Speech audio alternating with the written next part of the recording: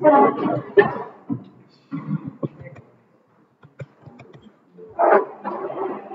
a recap on what we have done. Actually, last week not bad, you know.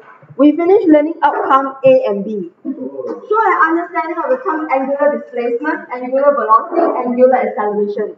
Okay, so the axis that we're talking about is always about a fixed axis, a fixed point that you rotate. If you are looking at 2D.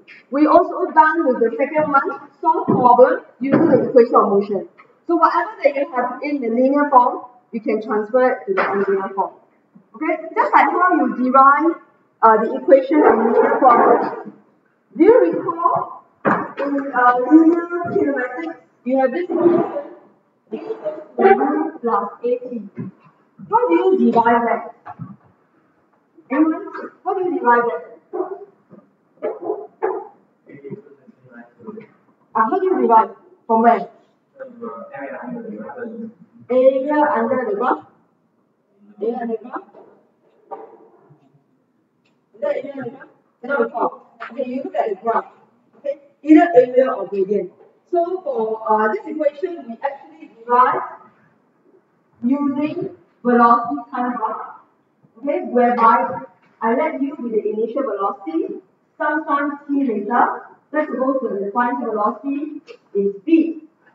What will the gradient of this graph give you? Acceleration. So to find acceleration, I have 2 points here. This is t, coordinate tv. This one, the coordinate is 0 u. So the acceleration will be the gradient, which is change in v over change in v over change in t. Okay, delta over delta t. And we are able to get this equation. So similarly for the angular form, I can show you how to derive because it's exactly the same. So instead of basic graph, what value will you be looking at? You'll be looking at omega t graph. Instead of getting A, you'll be getting alpha. That's right. Okay, so the derive it exactly the same. Okay, so I didn't show you how to derive. Anyway, it's not spelled out here that you need to derive. You just need to know how to solve problem using those equations. Because some of you asked me how the equation come about, so that is the reason why. So today we're going to do something new. That is the moment of inertia, or we call it rotational inertia. So let's turn to page 7 of your notes.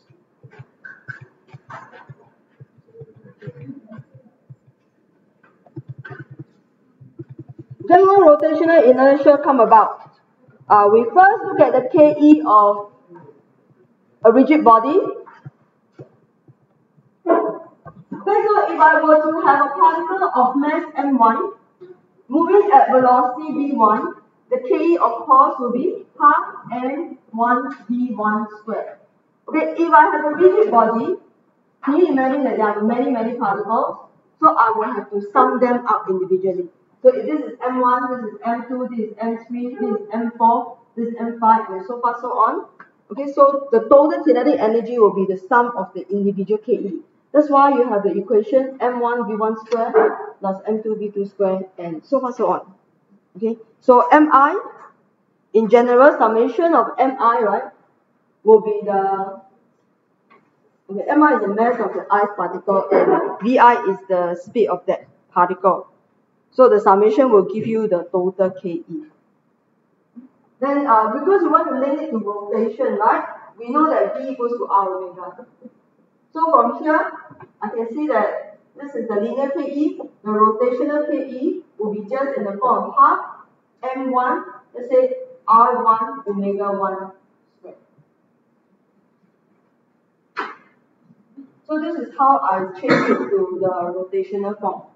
And if you look at an object that is rotating, a rigid body, what can you say about the omega?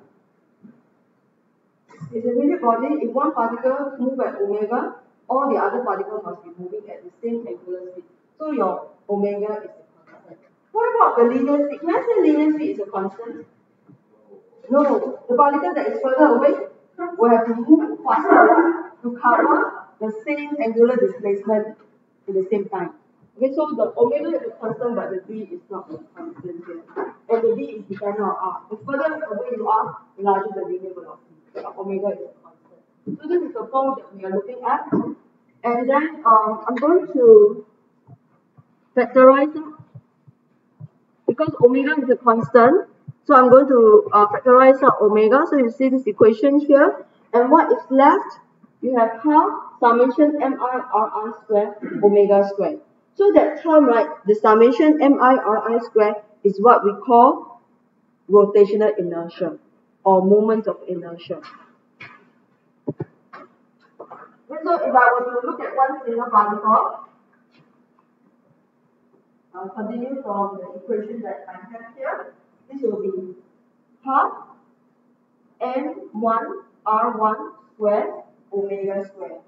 And this term in the middle is what we call rotational inertia or moment of motion. They are all referring to the same thing. Okay, the symbol for rotational inertia or moment of inertia is I.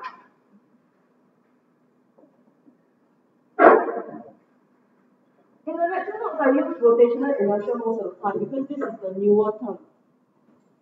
Moment inertia is an older name.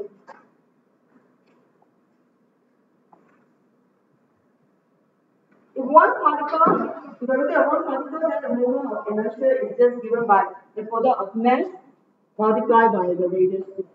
What is the unit? Kg meter square. Okay, so when we calculate moment of inertia, we must always remember to give the unit. So you can see in your notes here, okay, the SI unit is kg meter square. So if I'm looking at one particle, then it is m1 r1 square.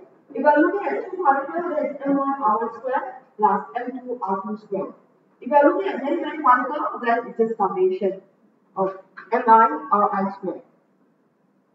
But in the case whereby you have a continuous body, most body, for example, this one here is continuous. You can't really count point by point because they are together as one.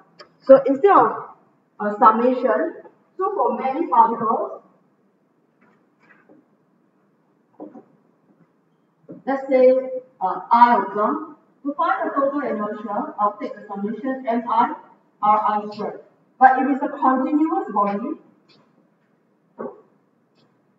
most rigid bodies are continuous body. Instead of summation, what do we replace by? Integration. So you integrate r squared respect to the mass. So if you have because there are so many of them, so again we use the variable ri and r. So this is where you can count them. This is where you cannot count. Because most of the rigid body will be. Are you familiar with Newton's first law? What is Newton's first law? Or which is the law of inertia. Okay, it's telling you that when the mass is kb, then what does it mean? There will be a lot of inertia, that means a lot of resistance to movement. So rotational inertia is similar to the inertia, law of inertia. But in rotational motion, we call it the law of rotational inertia. What do you think this is? Law of inertia is the resistance to movement. So law of rotational inertia in Newton's first law will be the inertia to rotate.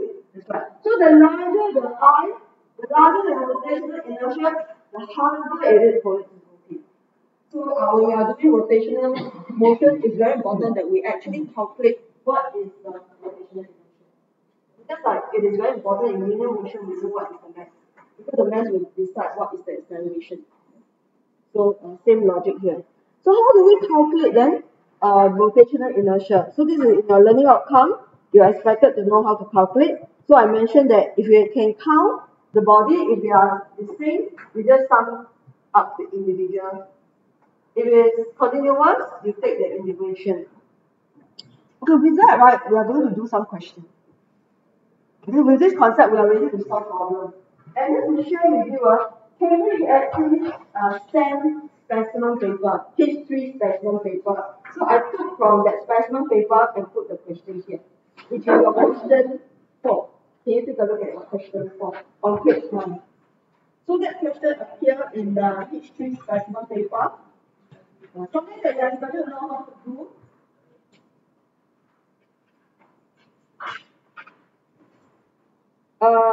Do A, forget about A.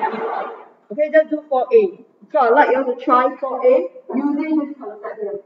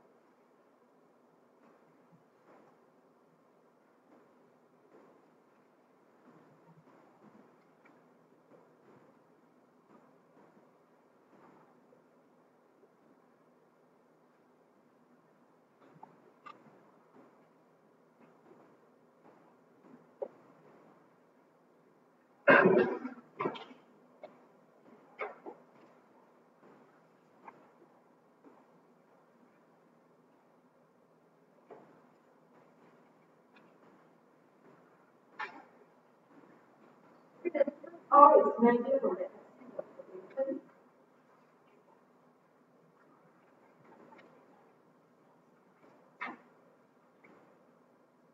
So there are two particles and we use summation to add the two rotational motion together, rotational inertia together, so we give the total rotational.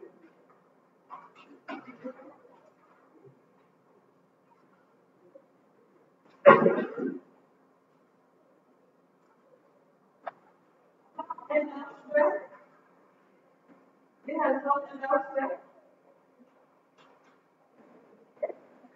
Yeah, and so what we have here are two particles, we can count them one and two. So to find the total rotational inertia, we just need to find one, then we add the other one. Okay, so if I want to, oh, by the way, remember we said about fixed axis, so we must know where is the axis.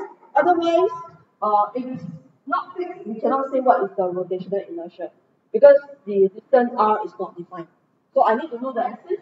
Axis of rotation will come in at the center of mass, right? So because the two masses are identical, the center of mass will be exactly in the middle. So to find the rotational inertia, I just take half m times the r squared. The r is half L because the distance between the two masses is L. So I end up with half mL squared. Okay? So far so good? Okay, now let's try this one. I'm going to skip 4B first. Let's try question 5. Continuous body. So we have done with the mass particles, and now we go to the continuous body. So you need to perform integration. Simple integration. That your O-level secondary school knowledge of integration should be sufficient.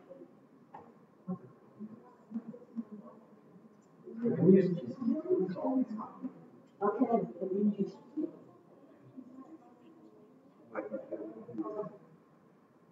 Okay, the axis of rotation is in the middle through the center. So this is you can imagine this as a rock. And this here marks the axis of rotation. Okay, so you're asking you to find what is the meaning of inertia about this. Can you count the particles here? No, so continuous. Yeah, so but this one cannot count. There's so infinite number of them. So when you can count, when can you count? Like just now that question, you can count. You treat them as pointers. You treat them as pointers for this one. So there is an actual like particles from the previous question. Two only. So there are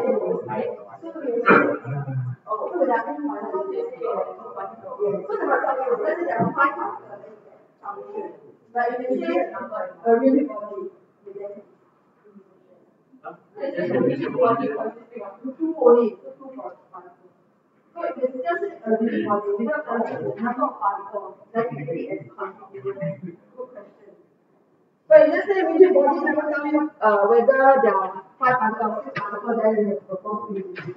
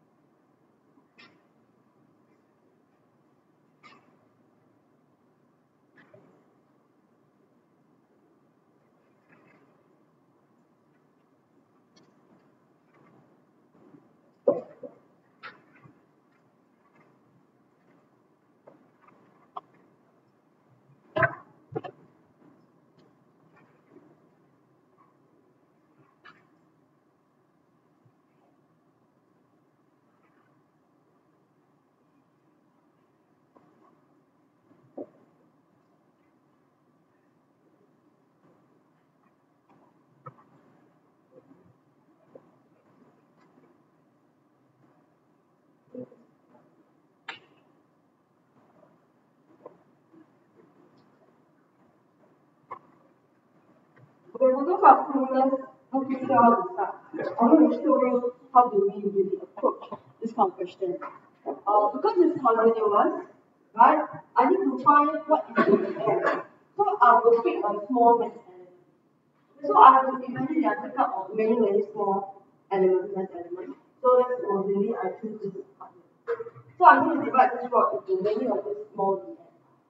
Okay, then the next thing is, how do I find an expression for the end? Well, I need to make an assumption. It's given a rod. Actually, I don't need to assume. They say uniform. Even if they don't say uniform, I need to assume it's uniform density. Why? Then the mass, total mass of the rod, which is M over L, will be a constant. So it's a linear density in that sense. Mass over the length will be a constant. Therefore, my M over that small element will be a constant. Okay, so this one here is along the x-axis. Okay, so you're told in the question this is along the x-axis. So this distance here, I'm going to call it x. So I will have dm over dx equals to m over l. I need to link it to something that I know. So I'm linking my mass element, small mass element, to the mass of the whole rod and the length of the whole rod. Therefore, from here, I get an expression for dm, which is m over l dx. What is r? What is r? The distance from the axis of rotation to the mass element.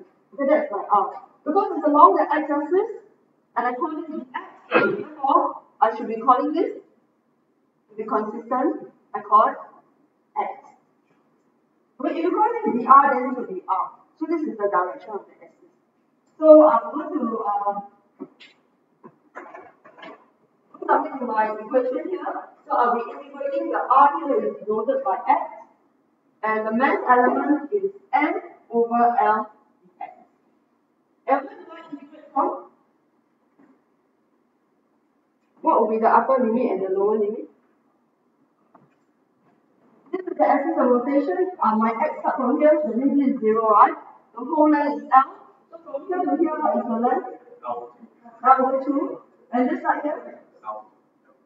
L2. But it's on the left-hand side. So it will be negative L2. Okay, so I integrate from the limit minus L2 to L2. You integrate this and then you simplify, that will be your answer. Okay? So you try. Ma'am, why is the x that distance? Why choose that one? The x can be anywhere. I can choose here, I can choose here. So the x is here to Okay, one value and then you split. a mass element. Because it's a small element. Because a particle is like a molecule. So we take a look at the mass element. So this is the usual approach when we have a continuous body. We need to divide them out, right? So what we do is we randomly pick one mass element, let this mass be the n. Then we find, okay, the distance from here to here. Because it's given there as x-axis, so I choose x. If not, I'll just call it r. It doesn't matter. Okay, and the dimension here will then be r. But because it's the x-axis, I just change it to x. Then the approach is always this: form an equation for your dn, the mass element, in terms of the known value. Density of the rigid body will have to be constant. Otherwise, this relationship will not come.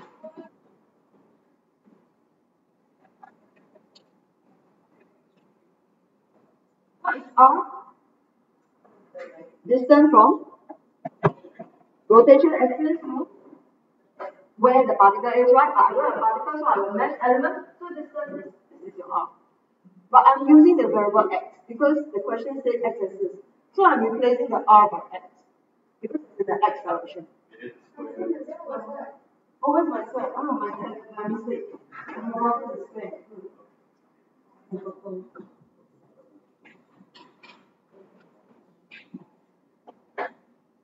Okay, so you integrate that. Answer? 1 over 12 ml squared. Yes. 1 over 12, okay, 6 answer. I expect you to know how to integrate. Integrate x squared, you get 1/3. R cubed, 1/3 x cubed, right?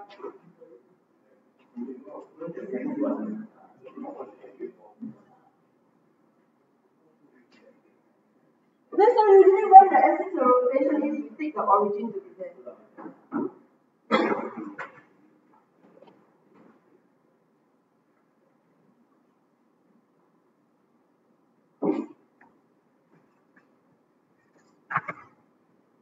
Similarly, I'm going to skip part B, okay, because I need to bring another theorem.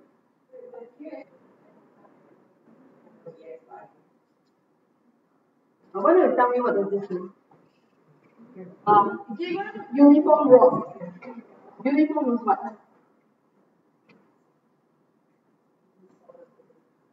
What? Equally distributed, right? That means the mass over L must be a constant. So if I consider a small mass element here of mass dm over the linear dimension, it must also be a constant.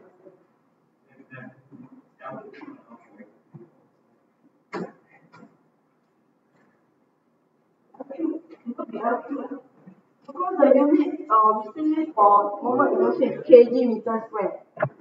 Alright, if I L cube, then becomes kg meter cube. So the unit is kg meter square. If it is L cube, dimensionally it's not right.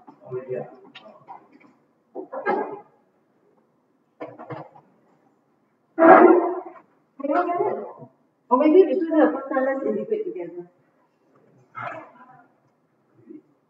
Okay, so from here I'm going to perform integration. So I'm going to bring out the constant, which is m over L as a constant, right? So technically I'm only integrating x squared dx. So what do I get if I integrate x squared with respect to x? 1/3 x cubed. So m over L, 1/3 x cubed. Upper limit, lower limit, L over 2 minus L over 3. You sub it in.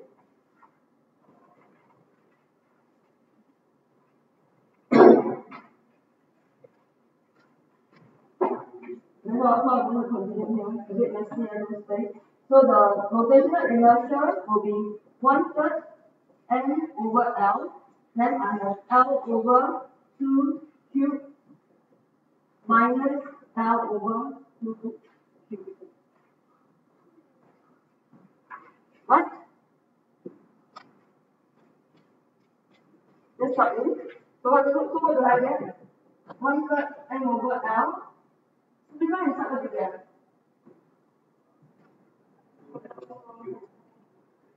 Two L cube over 4. Yes. So the L and L cancel.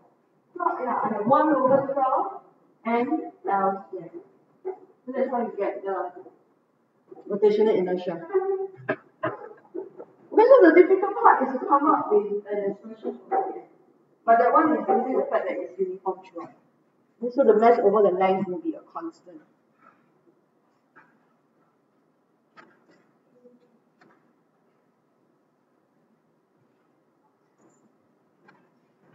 Okay, in selecting the mass element, it's very important that you must make sure the mass element is reproducible. It means I can get one dm here, dm here, dm here, so that I can occupy the whole rigid body.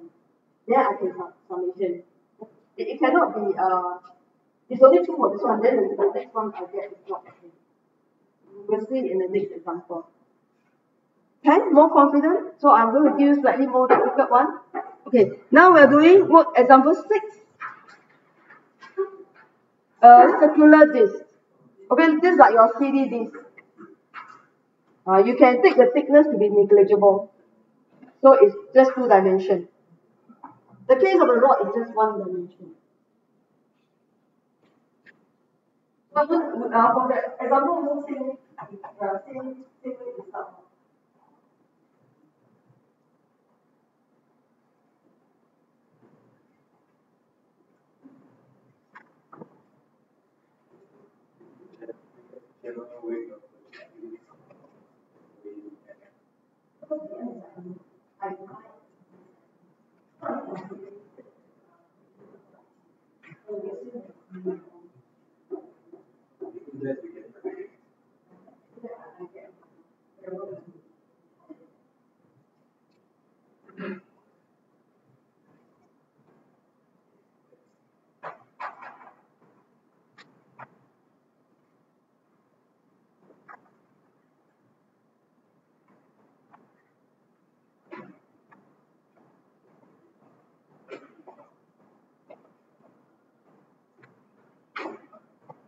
Okay, so here is the working for just now that question we just discussed.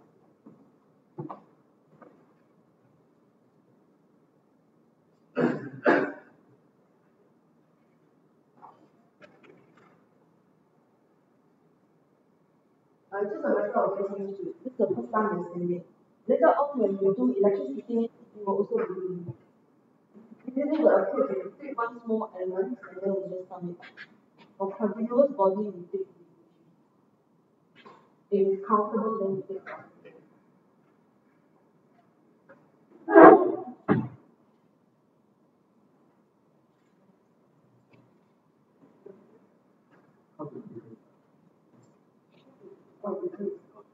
Find the mass element.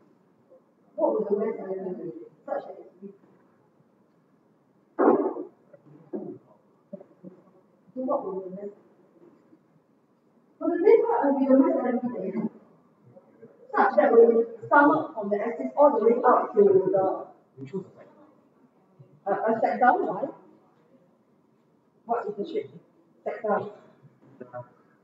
Then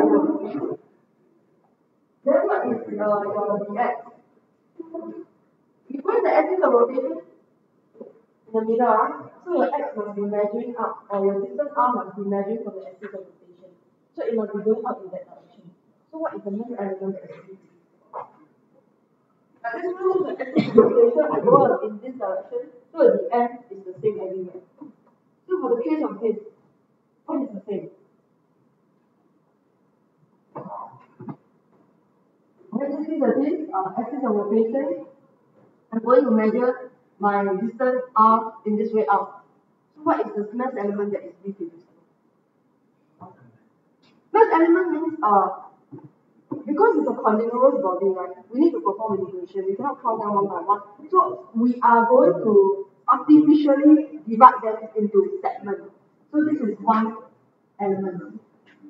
So this rigid body is made up of many of these segments. If I were to sum them up by integrating, I'll get the total. So what will be a mass element that you consider here? An element that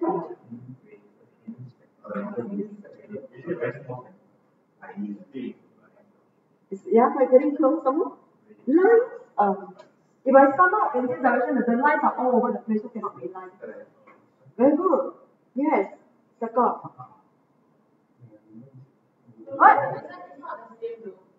Yeah, but I sum up across. Precisely. So the R is a variable. So you have the R. Can you form the mass element? What will be the dm here? Oh, power square, very good. Because now we have another linear line, right? But area evenly distributed across the two dimensions, which is in this. So this is pi r square. So the total mass m will be over pi r square. What about the dm? The disk is the disk you open up. What's the area? What's the area you open up the disk? Let's say it's a distance r away. Okay, we choose this mass element. I'm going to pick one mass element, which is I think not very important because the r is a variable. So I'm going to pick this one. What will be the area if I open it up? Not square, but it's the ring. If I open it up, what do I get? Very good. 2 pi r, right? Times what? So if I open it up, it will look like this one. So I'm going to choose. Okay, my diagram is very nice. Let me draw one time. Okay, so I have a ring. This. Then this is the axis of rotation.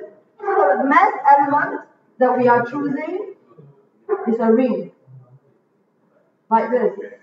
Okay, where the R is measured from the axis of rotation to where the ring is. So this will be my mass element. The thickness of the ring will be my dm. Dr.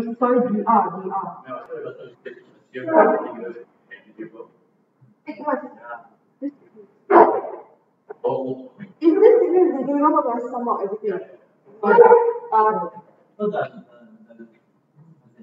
Okay, imagine this is the disk, okay? This thickness is negligible. This thickness. But if I were to choose the ring, two dimension, it's seen from top. Okay, so it will be this.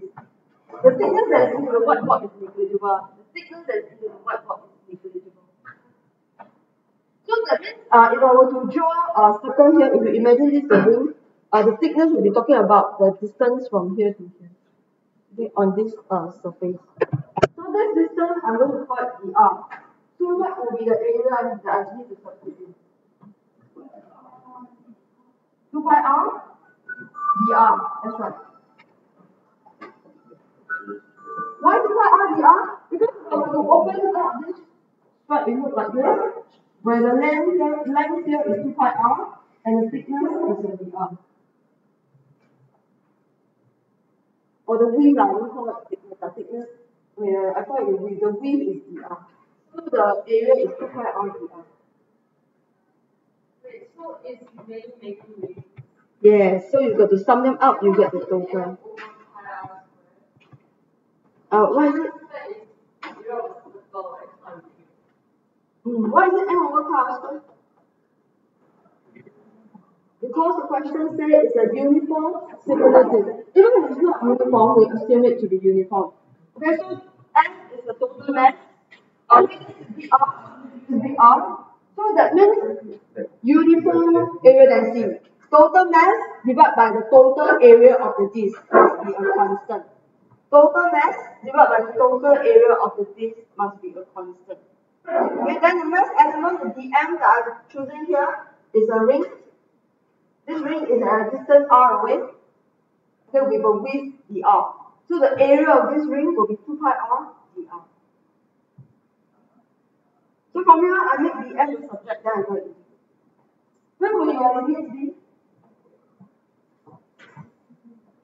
From 0 all the way to r, big r, that's right. So that will be your limit. 0. Yeah, this is circle. So it's 0 to r, yes. Okay, so let's try to do this one and see what we get. Okay, so this is what we have discussed so far. For the ring, for the disk, we consider an element which is a ring, radius r, the mass of this is dm, thickness dr. Sorry, I use thickness there. Okay, but my thickness is the width.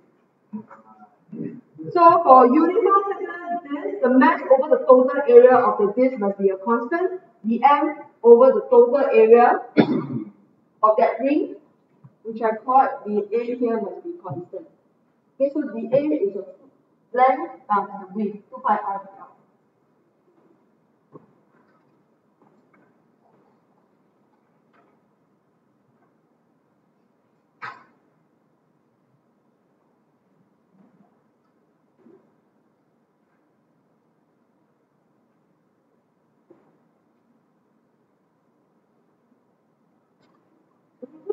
Question, what is difficult is to identify the, but they are usually standard shapes.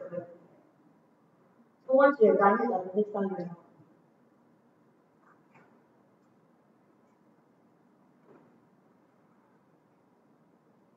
Anyone have got an answer for the rotational?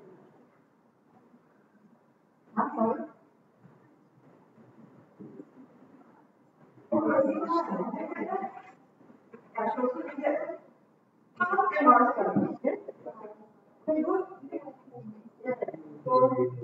Integration of formula. Definitely. In the DM, that is difficult. And identifying the limits also need some practice. Okay, so we will have to integrate R2 with R.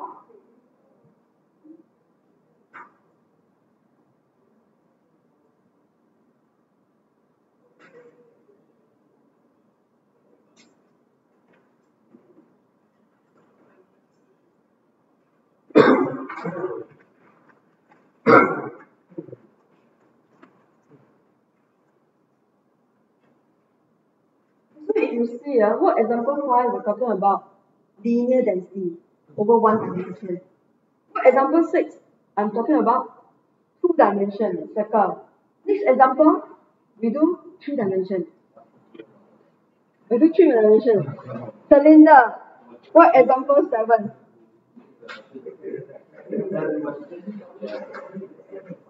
Okay, so let's take a look at our three dimension. What example 7?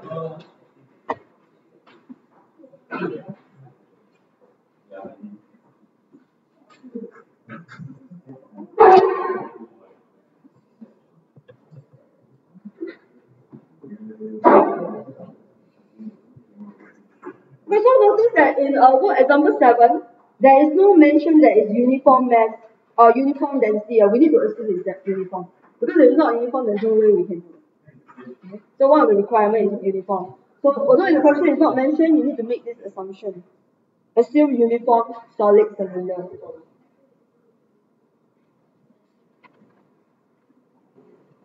Oh, the answer is given also. Okay, so you try. See whether you can.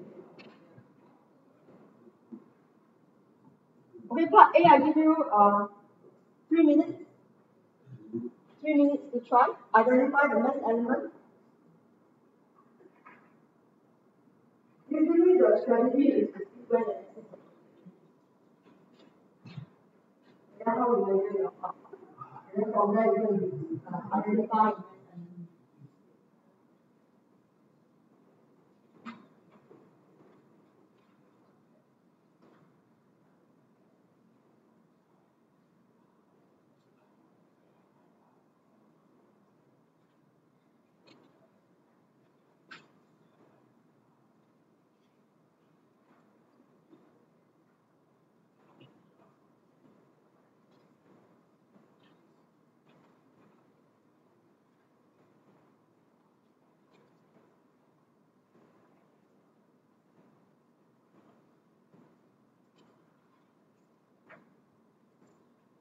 The mass element of a solid cylinder.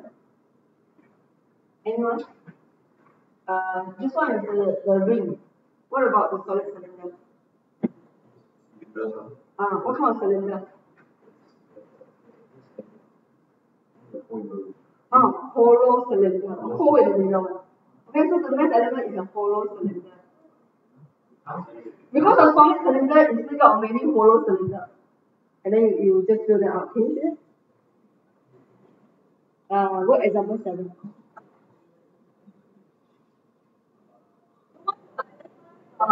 Mass element, the rest is quite mechanical, so it's the same thing.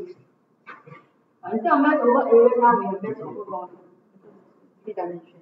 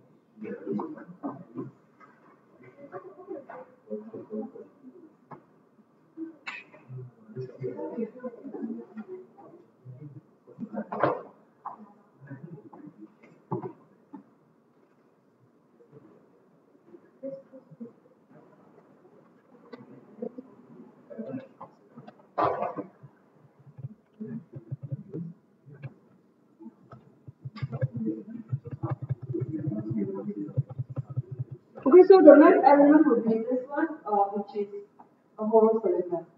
Okay, the length will be the same as the length of the cylinder that is given. So you just choose a distance r away from your axis of rotation.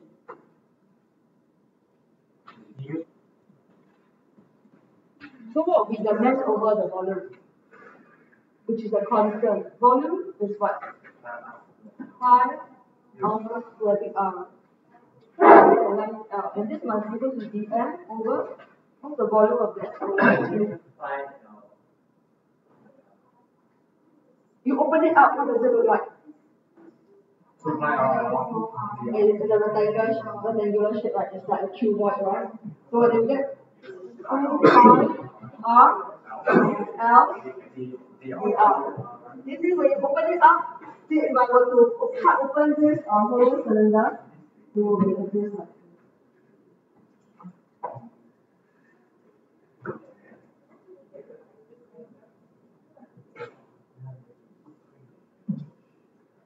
Okay, so you slice it up. So this is L. This is your 2 pi r. And this is your dr. So that is the volume of the material. You just observe because it's a variable. It doesn't matter. It's a variable, it can be any value. It can be 1 mm, 2 mm, 3 mm. Or 1 cm, 2 cm. Depending on how big the rigid body is. So are you able to get half mr squared? Okay, good. Let's take a look at the answer.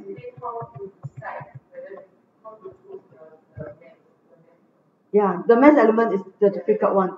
So usually the thinking strategy is find where the axis of rotation is. So this is where the axis of rotation is. Okay, so I will have to integrate, right? The mass element, of course, from the axis of rotation to the end of the rigid body. Then something that is reproducible when the distance r increases, that will be the mass element. So if I choose this hollow cylinder, you can see that I have many of these, I will get the solid cylinder. So it's like you are slicing it. Break them up into smaller pieces. So that when you assemble them together, you get the solid cylinder. The variable will be your r.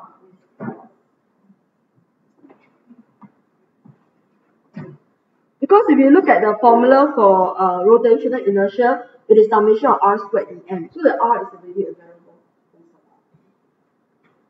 Okay, so in this approach here, now what we discussed, we say that the density is uniform, so mass over volume is constant. So we find a small mass element, then we integrate, we end up with half mr squared. Okay, let's take a look at the second one.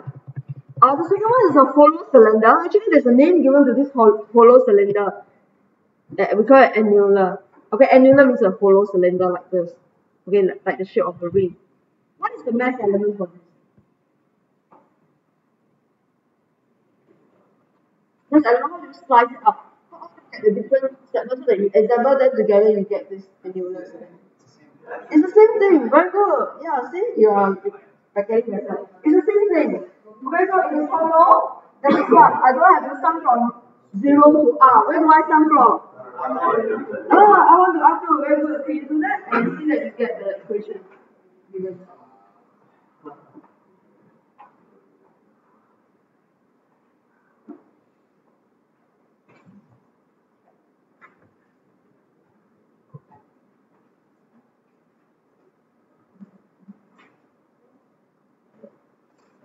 Should we quite fast? Wait, let's see.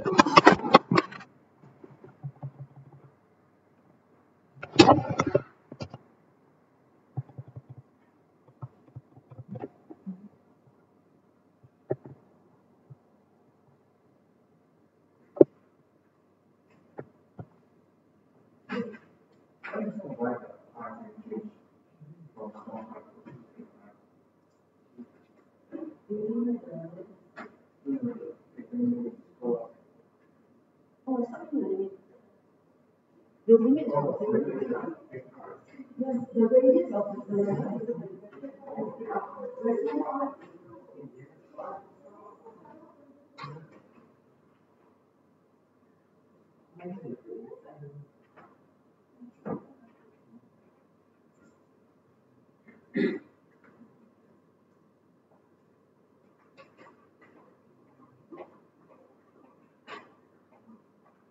Okay,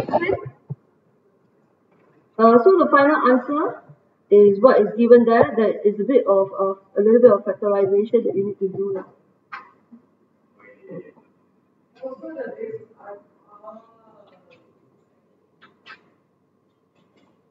Because here we are summing from R1 to R2. This is there's nothing between 0 to R1.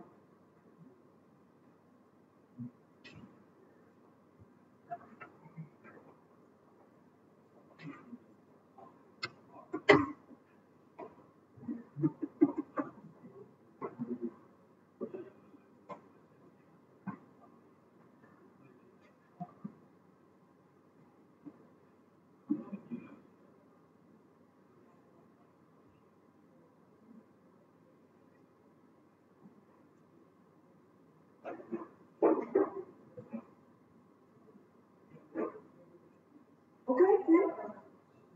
So with that, I've done one dimension, two dimension, as well as three dimensions. How to calculate the rotational motion? I'm going to introduce a theorem, which is called the polar axis theorem. You can find on page 7 of the notes.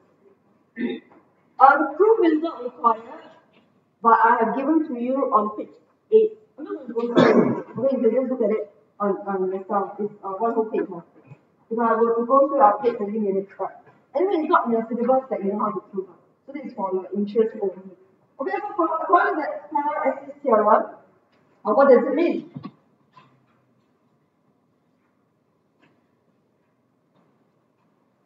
Remember, we just now have the word example. Okay, let's take a look at the first word example, which is word example 4 on page 9. Okay, if you look at word example 4 on page 9. I have two masses, M1, M2. The axis of rotation is at the center of mass. Okay, so this axis of rotation is in the center of mass. What happens if I'm not interested in finding the rotational motion about the center of mass, but I want to find what is the rotational motion, inertia, about an axis to M1 that is parallel to the axis that pass through the center of mass. So according to this power axis theorem, okay, this moment inertia about the axis to M1, okay, I put M1, the pitch on M2, but they are both same length. So to find the rotational inertia of these two masses about this new axis, it will be the moment inertia about center mass, which we have just obtained, plus M mass and the distance between the two axes, perpendicular distance. So this is the power axis theorem. If you refer to your notes on page 7, okay, below page 7, according to the power axis theorem, if you know what is the moment of inertia about the common center, then I want to choose another axis that is parallel to it, must be parallel axis. Okay, that's why the name power axis theorem. I want to choose another one. All I need to do is take the moment inertia about the center of mass, just plus m h squared. Can be a one outside. Can it rotate about this axis? Can. It need not be on the body, it can be outside. So I can still apply the parallel axis theorem. Outside the body. Especially those magnetic fields, you don't need to be in contact and it's still rotating, possible. Common center of mass.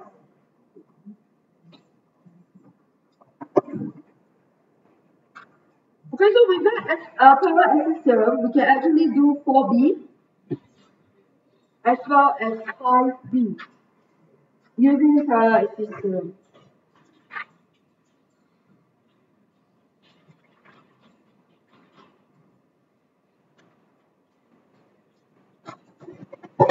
Okay, so we will cover that in the next lesson.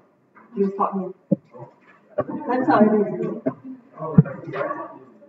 So today we learn one thing, how to calculate rotational inertia. For one dimension, two dimension, as well as three dimensions.